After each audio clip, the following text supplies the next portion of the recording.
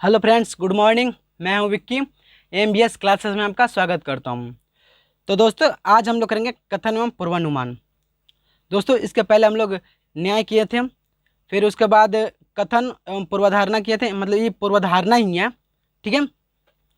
इससे पहले हम लोग चैप्टर किए थे कौन सा, कि पूर्वानुमान तो हम लोग करेंगे अब भी, बट इसके पहले वाला चैप्टर का नाम था कथन एवं तर्क। ठीक है दोस्तों, कथन एवं तर्क वो हम लोग कर चुके हैं। अगर आप उसकी वीडियो नहीं देखें तो लिंक डिस्क्रिप्शन में दी हुई है।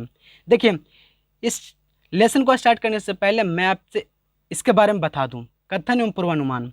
कथन के बारे में तो आप जानते हैं कि कथन दिया हुआ रहेगा। पूर्वानुमान का मतलब होता है कि जो कथन दिया रहता है उसके पहले क्या होना है। पूर्वानुमान का मतलब ही आप समझ लोगे, पूर्व अनुमान लगाना। कोई बात है, कोई भी वर्ड है, उसके पूर्वानुमान जो दिया हुआ है आपको, उसको पहले क्या होगा उसका अनुमान लगाना है, उसको बोलते हैं पूर्वानुमान। ठीक है, तो देखिए पहला क्वेश्चन है क्या, कथन है चक्रवात से प्रभावित हुए लोगों को त्वरित पुनर्स्थापन सुनिश्चित करने के लिए सरकार को सेना भेजने की योजना बनानी चाहिए। ठीक है, क्या पहले ही मैं आपको बता दिया हूँ कि कथन को कम से कम तो 2 बार पढ़िए, आपको उसके बारे में पता चल जाएगा इस क्वेश्चन में क्या है और इसके जो धारणा है उसको किस तरीके से हल करेंगे। ठीक है, देखिए क्या, चक्रवात से पहले मतलब प्रभावित हुए लोगों को त्वरित पूर्ण स्थापन सुनिश्चित करने के लिए सरकार को सेना भेजने की योजना बनानी चाहिए। तो इसका धारणा क्या है, इसका 2 धारणा है। पहला, केवल सेना ही चक्रवात से पीड़ित को पूर्वास्थापन शीघ्र गति से कर सकती है। बिल्कुल सही है, केवल सेना ही है, जो सेना ही होते हैं सिर्फ वही पीड़ितों का पुनर्स्थान शीघ्र गति से, ये जो लिखा हुआ है शीघ्र गति से, जी हाँ सेना ही, क्योंकि आप जानते हैं कि सेना से पहले कोई भी होंगे वो शीघ्र गति से पूर्ण स्थापन नहीं कर सकेंगे, क्योंकि सेना के पास हवाई जहाज होते हैं। ठीक है, उनके माध्यम से पूर्ण स्थापन कर सकते हैं शीघ्र गति से।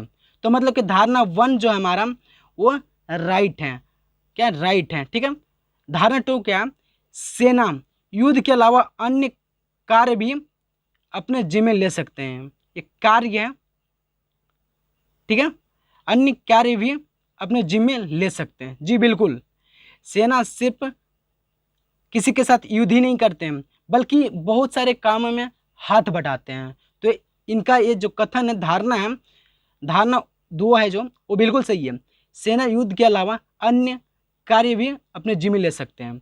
दोस्तों, आप अगर कथन को 2 बार पढ़ लेंगे ना तो उसकी जो धारणा दी हुई है वो आपको अपने आप मालूम चल जाएगा कि कौन सी धारणा सही है और कौन सी धारणा गलत है। ठीक है, और फिर दोनों गलत है या दोनों सही है, या एक सही है या एक गलत है, या दोनों सही है। इस तरीके से आपको धारणा पता चल जाएगा। ठीक है, नेक्स्ट है क्या, कथन है क्या, हाल ही में उसका कंपनी ए, मतलब किसी का कंपनी है ए के शेयरों में निवेश करना केवल जुआ है। ठीक है, क्या है, हाल ही में उसका कंपनी, किसी का कंपनी है क्या ए के शेयरों में निवेश करना जुआ है। देखिए पहले बता दिए केवल जुआ है, केवल जुआ है। तो जुआ में क्या होता है, या तो हारते हैं या जीतते हैं, मतलब या तो प्लस होंगे या माइनस होंगे, हारेंगे या जीतेंगे, दोनों में से यही 2 होगा। ठीक है, तो धारणा क्या, उसमें निवेश में हानि हो सकती है। जी हाँ, देखिए हाँ, हो सकती है, शक्ति की मतलब कि जरूरी नहीं है कि हानि होगा, लेकिन बोल रहे उसमें निवेश से हानि हो सकती है। तो इसका मतलब कि पहला जो धारणा है वो सही है। फिर दूसरा क्या, उसमें निवेश से संभवतः कुछ लाभ होगा। जी बिल्कुल, जी बिल्कुल। जब मैं बोला हूँ कि जब वो जुआ है, पहले ही कथन में लिखा हुआ है केवल जुआ है, तो जुआ में क्या होता है, या तो लाभ हो सकता है और फिर हानि हो सकता है। तो धारणा 2 हमें दिया हुआ है, हमें क्या, उसमें निवेश से संभवतः कुछ लाभ होगा। बिल्कुल सही है, जब पहले में लिखा हुआ था कुछ हानि होगा तो कुछ लाभ होगा ही। ठीक है, तो इस तरीके से धारणा 1 और 2 दोनों सही है। ठीक है, मतलब कि इसको बोल सकते हैं 1 या 2।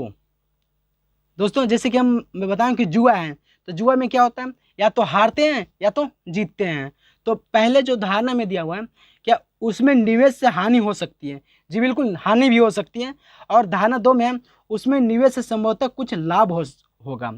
मतलब कि चाहे हानि होगा या चाहे लाभ होगा, दोनों में से कोई एक होगा। तो इसका सही उत्तर क्या होगा? या तो एक या दो, दोनों में से कोई धारणा, ठीक है, या एक धारणा या दो धारणा, दोनों में से कोई एक ही होगा, क्योंकि लिखा हुआ है कथन में केवल जुआ, ठीक है। नेक्स्ट कथन है क्या? यह हमेशा सच नहीं होता है कि आधुनिक तकनीकी अपनाने से उत्पादकता और क्षमता में वृद्धि होती है, ठीक है। क्या लिखा हुआ है कथन? क्योंकि अब मैं बोला हूँ कथन को कम से कम तो 2 बार पढ़िए, अगर हो सके तो आप 3 बार पढ़िए, क्योंकि कथन से ही आपको धारणा, पूर्वानुमान या फिर तर्क, कार्य किस तरीके से जो पूछता है वो मिल जाएगा आपको सिर्फ कथन में ही। तो कथन को कम से कम तो 2 बार पढ़िए। कथन क्या है? यह हमेशा सच नहीं होता है कि आधुनिक तकनीकी अपनाने से उत्पादकता और क्षमता में वृद्धि होती है। हम लोग तो कथन पढ़ रहे हैं। धारणा क्या? अत्याधुनिक तकनीकी अपनाने के कारण उत्पादकता और कुशलता में हुई वृद्धि को प्रमाणित करना संभव है। क्या? जी बिल्कुल, जो लिखा हुआ है कि अत्याधुनिक तकनीकी अपनाने के कारण उत्पादकता और कुशलता में हुई वृद्धि को प्रमाणित करना संभव है। जी बिल्कुल, अगर कोई भी वृद्धि होगी उसको प्रमाणित कर सकते हैं हम। जो आधुनिक तकनीक से अपनाने से जो भी वृद्धि होगी उसको हम प्रमाणित कर सकते हैं, ठीक है। तो इस तरीके से धारणा 1 सही हो गया। धारणा 2 क्या है? आधुनिक तकनीकी से छुटकारा पाकर उत्पादकता और कुशलता में वृद्धि हो सकती है। क्या है? आधुनिक तकनीकी से छुटकारा पाकर उत्पादकता और कुशलता में वृद्धि हो सकती है। जी ये भी सही बात है। अगर आधुनिक तकनीकों को छुटकारा कर दें तो उससे जो उत्पादकता होगा उस कुशलता में वृद्धि हो सकती है। जी हो सकती है, क्योंकि यहाँ पे नहीं लिखा है कि वृद्धि होगी, हो सकती है। सकती और होगी, इस दोनों में बहुत अंतर है, ठीक है दोस्तों। तो होगी है इसका मतलब ये भी राइट हो सकता है। तो इस तरीके से धारणा 1 और 2 दोनों सही होंगे, ठीक है। धारणा 1 और 2 दोनों सही होंगे। इसी तरीके से नेक्स्ट है क्या? नेक्स्ट है XY मेडिकल स्टोर से ये भी एंटीबायोटिक ना खरीदें क्योंकि स्टोर में फार्मासिस्ट नहीं है, ठीक है। क्या? XY मेडिकल स्टोर से ये भी एंटीबायोटिक ना खरीदें क्योंकि स्टोर में फार्मासिस्ट नहीं है। तो देखिए दोस्तों, ये भी एंटीबायोटिक अन्य मेडिकल स्टोर में उपलब्ध है। जी तभी तो बोल रहा है कि XY मेडिकल से नहीं खरीदें, मतलब कि किसी और मेडिकल स्टोर में उपलब्ध है, इसलिए बोला जा रहा है कि XY मेडिकल में जो स्टोर है उसमें ना खरीदें, क्योंकि उसमें ये भी एंटीबायोटिक ना खरीदें क्योंकि उसमें फार्मासिस्ट नहीं है, ठीक है। मतलब कि अगले मेडिकल स्टोर में फार्मासिस्ट है तो किसी अगले मेडिकल स्टोर में जाके खरीद सकते हैं हम, ठीक है। तो सिर्फ किस में नहीं खरीदना है? XY में, ठीक है। तो इसका मतलब कि धारणा 1 है जो सही है। क्या? कि ये भी एंटीबायोटिक्स अन्य मेडिकल स्टोर में उपलब्ध है, तभी तो बोला जा रहा है कि XY से नहीं खरीदें, किसी और दूसरे से खरीदें। नेक्स्ट क्या? अन्य मेडिकल स्टोर में फार्मासिस्ट होंगे, होंगे मतलब कि जरूरी भी नहीं है लेकिन होंगे, तभी तो बोला जा रहा है ना कि XY मेडिकल स्टोर में ये भी एंटीबायोटिक नहीं खरीदें, क्योंकि एंटीबायोटिक कौन देगा? फार्मासिस्ट होंगे, वही देंगे।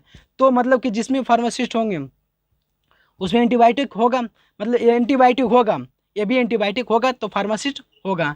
इस तरीके से धारणा 1 और 2 दोनों सही है। ओके दोस्तों, आज का सेशन यही समाप्त होता है। फिर मिलेंगे अगले सेशन में एक नई शुरुआत के साथ। तब तक के लिए धन्यवाद।